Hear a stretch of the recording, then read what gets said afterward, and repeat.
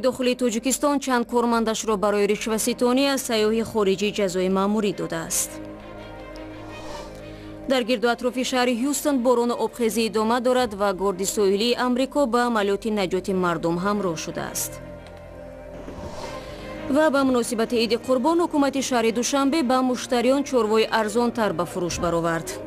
تا در شهر 3 نقطه داریم، روزی 400 تا 300 تا فروخته میشه. 4 روز شده در مردم شهر تقسیمات کردیم.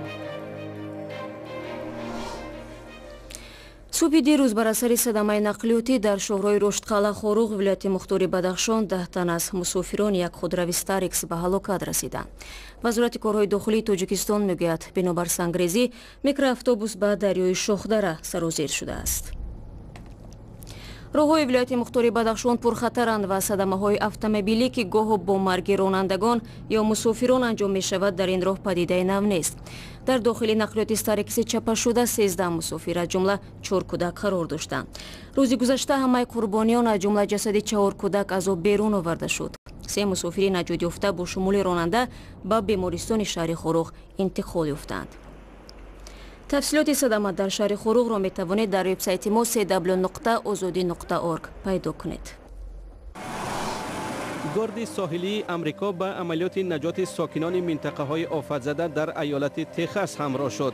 جزئیات این حادثه و اینچنین گزارش مفصل درباره انجمن سوم وارثان کووای آهنگر در ناحیه اشت را در وبسایت رادیوی آزادی ozodi.org و اینچنین شبکه‌های فیسبوک و اینستاگرام و ادنکلاسنیکی پیدا کنید.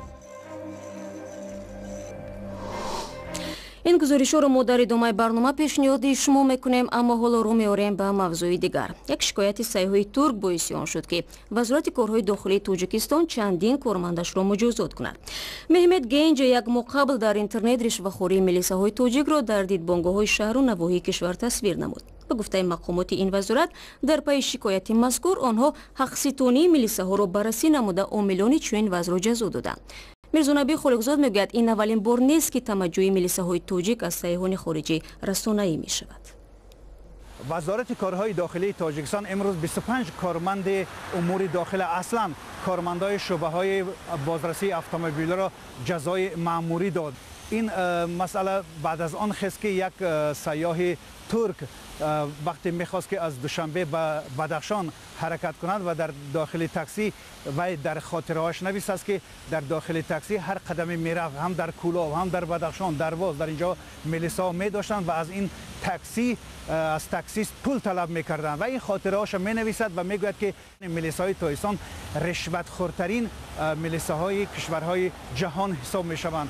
و تنها بعد از این شکایت رسیدن به مقامات وزارت امور داخلی تاجیکستان 25 کارمند شعبه داخلی از جمله کارمندان گئی مجازات می شوند.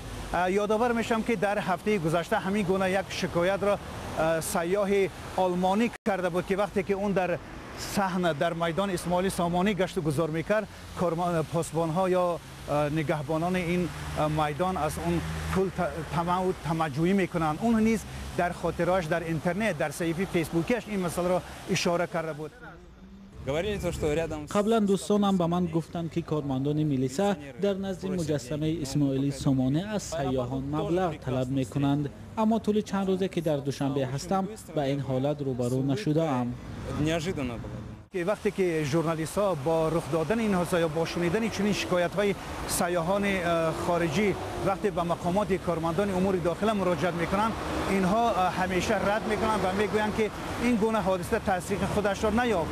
اما وقتی که از طریق رسانه ها، فیسبوک و چیز دیگر این شکایت ها میرسند و ناچار مقامات امور داخلی تاجیکستان وزارت کارهای داخلی تاجیکستان بعد واکنش نشان میدهد. میرزا خالقزاد بود. با ادامه باران و آبخیزی در شهر ҳюстон شماره بیشتر مردم به ترک مکان دائمی زیستشان وادار می شوند. خدمات نجات نزدیک 5000 ساکن این شهر را در منطقه‌های به خطر ایالت تگزاس انتقال دادند. پیش بینی می شود که روزهای آینده تا 30,000 نفر به پناهگاه‌های موقت کوچانده خواهند شد. در این باره همکارمان عبدالله شورف تفصیلات می دهد. برای نجات ساکنان مناطق آفت‌زده ایالت تگزاس ایالات متحده آمریکا، گارد ساحلی این کشور سفربر شده است. افسران 10 نفر را توسط چرخبال‌ها به جایهای امن انتقال دادند. طوفان هاروی که 25 август به ساحل‌های ایالت تگزاس رسیده است، یکی از نیرومندترین آفت طبیعی 50 سال اخیر در این منطقه به شمار می رود. شهر هیوستون که نزدیک 6 میلیون و 600 هزار اهالی دارد، زیر آب مانده است. تخمین می شود که روزهای آینده جریان آب در رودهای منطقه می افزاید. پرزیدنت ایالات متحده آمریکا دونالد ترامپ که طبق نقشه روز سه‌شنبه از تگزاس زیارت خواهد کرد، به منطقه های آفت زده 100% کمک وعده داده است. و قبل کارشناسان برای برقرار نمودن انفراستراکچور هیوستون وقت زیاد لازم خواهد شد. برمیگردیم به تاجیکستان. روز 1 سپتامبر در تاجیکستان عید قربان تجلیل خواهد شد. در این روز صدها ساکن مسلمان کشور با ذبح چروا یک از رکن‌های مهم این عید دینی را اجرا می‌کنند. امسال به فرق از سال‌های گذشته در حدود شهر دوشنبه نقطه‌های فروش چروا راه اندازی شده است. برای یوسفی نیز به یارمارک رفته بود و این گزارش را فرستاد. در عرفه تجلیل از عید سعید قربان در حدود شهر دوشنبه یارمارکه‌های فروش چروای خرد شاخدار تأسیس شده است. این یارمارکه‌ها را حکومت شهر دوشنبه جهت دسترسی بیشتری مردم به چروای قربانی راه اندازی کرده است.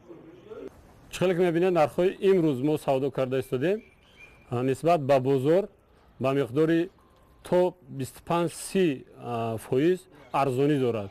اگر که ارزانی نمیداشت امروز ما در گرد اطراف چروا اینقدر مردم خلق خرسندانه جمع نمیشدند.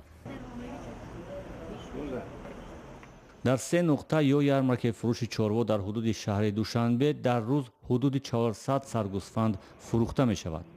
چروایی که در این یارمارک‌ها تجارت می شوند مستقیما از چراگاه‌های شرق تاجیکستان به بازار وارد کرده می شود. چرواداران میگویند نرخ 1 کیلو گوشت چروای زنده را در این یارمارک‌ها تا 30 سامانی می‌فروشند. چهارشیده در معدن شهر تقسیمات کسی می‌مورد. این دیگر نقطه‌تون در کجا است؟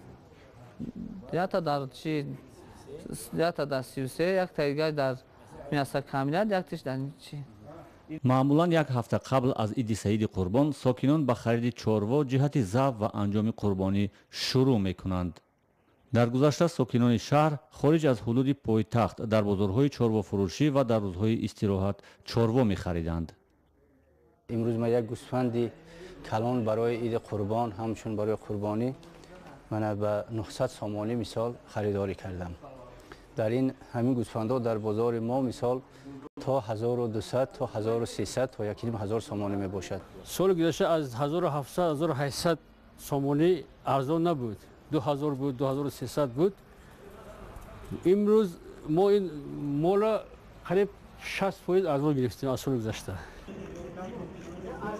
شهرداری دوشنبه به مقامات محلی ناحیه‌های پایتخت، مرکز نظارت دولتی سانیتاری و اپیدمیولوژی و ریاست نظارت دولتی بایطوری دستور داده است که با جلب رئیسان محله‌های شهر دوشنبه جای‌های موقتی ذبح چروا را تأسیس دهند.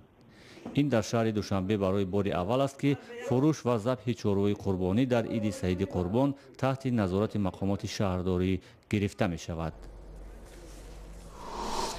شما برنامه خبری رادیو آزادی را تماشا دارید. روزنامه‌نگاران توجیک در شهر دوشنبه در یک محفل یادبود از اکباری سаттор رئیس پیشین اتفاق ژورنالیستان یاد کردند. همکسبان از او به عنوان نمونه عالی ژورنالیست نام بردند. همزمان در محفل خاطره روزنامه‌نگاران دیگری توجیک در این بین فافتیدن پست داشته شد. افسانه کوبرشویeva نیز در محفل یادبود شرکت داشت. خلاص کلام من نمیخوام که این جمعیت ما یک جمعیت حزن شود، چون که اکبر بسیار شوخی مرز بدید، بسیار شوخ هم بود. ژورنالیستان تاجیک در یک همایشی از خبرنگاری شناخته اکباری سаттор یاد کردند. از مرگ رئیس سابق اتفاق ژورنالیستان تاجیکستان و مؤسس نشریه چرخی گردون 2 سال سپری می شود. همکاران و دوستان اکباری سаттор در این همایش از لحظه های کار با او و خدمت‌هایش برای مطبوعات یادآوری کردند. همایش در شرق آزاد برگزار شد، در جایی که اکباری سаттор سالهای زیادی عمر خود را آنجا سپری کرده است. واقعا بعد از گذشت 2 سال بعد از فوت اکباری سаттор من بار دیگر اطمینان حاصل کردم که ما نه تنها یک ژورنالیست خیلی قوی و سازمان دهنده چند روزنامه را از دست دادیم، ما یک انسان خیلی زنده‌دل، یک انسان سخی، یک انسان دلسوز و حقشناس را از دست دادیم. سری حقشنبه صحبت هم داشت. در برابر акбари саттор ширкатдорони ҳамоиш ёди хабарнигорони дигар аз ҷумла бурҳон сафарӣ, кароматуллоҳи аҳмад, маъруф бобо раҷаб, шарифи мирсаизод, улмаз ҷамоловро гиромӣ доштанд ки ҳама дар як соли ахир даргузаштанд. ҳар кадоми онҳо як кореро карданд ки бо он коршон ҷовидона фикр мекунанд асрҳо солҳо зинда мемонанд. акбари саттор 28 августи соли 2015 дар синни 50 солагӣ даргузашт. ӯ аз соли 2006 то замони маргаш раҳбари иттифоқи журналистони тоҷикистонро ба зимма дошт.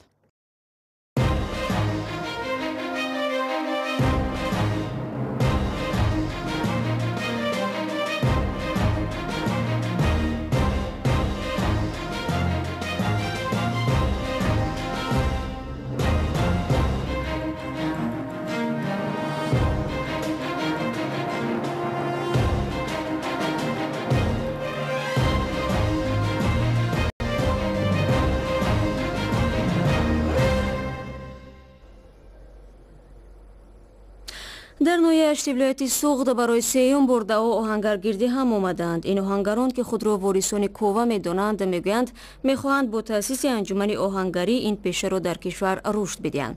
ҳукумати маҳаллӣ низ ваъда додааст ки дар ин росто кӯмак хоҳад кард. гузориши навбатии мо дар ҳамин мавзӯъ аст. дар ҳамоиши оҳангарон дар ноҳияи ашт эълон шуд ки як маҳаллаи оҳангарон бо дукону растаҳо таъсис диҳанд. даҳҳо оҳангар аз ноҳияи ашт, хуҷанду истарафшану ҳисор ва ботканти қирғизистон дар ҳамоиши сеюми оҳангарон дар шаҳраки дӯстӣ рӯзи 27 август ширкат карданд. ҳосили заҳмати онҳо дар маърази намоиш гузошта шуд. зариф мирдадо, раиси ноҳияи ашт гуфт, ба хотири бақои касби аҷдодӣ ва ҷалби сайёҳон ҳукумати ноҳия омода аст барои ин кор замин ҷудо кунад. зодагони Коваи оҳангар аст. авлодои ану ҳамиҷ ҳастанд. раҳимҷон маҳмудов аз ашт мегӯяд ки умри худро аз пайи ин пеша дар шаҳри ҳисор сипарӣ кардааст. ӯ мегӯяд дар гузашта аксари мардони маҳаллаҳои ин деҳа оҳангар буданд ки дар водии Фарғона ва то дар Афғонистону Эрону Арабистони Саудӣ пароканда шуданд ва касби оҳангариро давом медиҳанд. боям оҳангар буда, падарам оҳангар, мана худи ман оҳангар, ду писарам оҳангар, якта сози дар Амрико бо ҳамин касб машғул мебошад. ин анъана давом дорад. 7 пуштамо аз пушти ҳамин оҳангарӣ нон хӯрда ва фарзандонро тарбия карда омода истодаанд. бо адои оини қадимаи арвоҳи пир ё камарбаста, усто Раҳимҷон зимоми идораи дукони оҳангариаш дар ҳисорро ба шогирдаш Умаралӣ дод. дар ин маросим оҳангарони собиқадор миёни Умараливу оҳангари ҷавоне аз Хуҷанд бо суфи сафед бастанд, то дар иҷрои касби худ маҳкаму нерӯманд бошанд. 14 сола кӯдакак будум, даст устозм ба шогирд шудам. ҳамоиши оҳангарон дар ноҳияи ашт дар давраи истиқлоли Тоҷикистон барои бори сеюм доир гардид. Насибҷон Амонӣ рӯзноманигор ва аз мубтакирони ҳамоиш мегӯяд, умедвор аст анҷуман дар рушди оҳангарӣ мусоидат мекунад. раиси ноҳия ваъда карданд ки дастаи оҳангарон дар шаҳраки дӯстӣ дар ҷои бисёр намоён дар роҳи Калон бунёд кунанд ки 40-50 устои оҳангари аштӣ инҷо сарҷам шаванд. ин касб ба ҷуз ашт дар минтақаҳои гуногуни кишвар аз ҷумла Панҷакенту Спитамен, Ҳисор ва Истарафшану Кӯлоб низ равнақ дорад. бахусус маҳсули дасти корсозони Истарафшан берун аз Тоҷикистон низ шӯҳрат ва харидор дорад. дар зарфи чандин сад сола дар Истарафшан ҳунари оҳангарӣ аз падарон ба фарзандон мерос монда, баъзе аз шамшеру кортҳои сохтаи онҳо ба раҳбарони баъзе аз кишварҳо низ ҳадия шудааст. агар хоҳед ки аз набзи Тоҷикистону ҷаҳон агаҳ бошед, хабару гузоришҳои моро дар сомонаи www.ozodi.org пайгирӣ кунед. саҳифаҳои виҷаи Радиои Озодӣ дар шабакаҳои иҷтимоӣ ва канали Озодӣ видео дар YouTube шуморо дар ҷараёни таҳволот нигоҳ медорад. ва агар шумо низ хабару наворе доред, ба мо бифиристед. рӯзи хуш ва худо нигаҳдори ҳар якашон.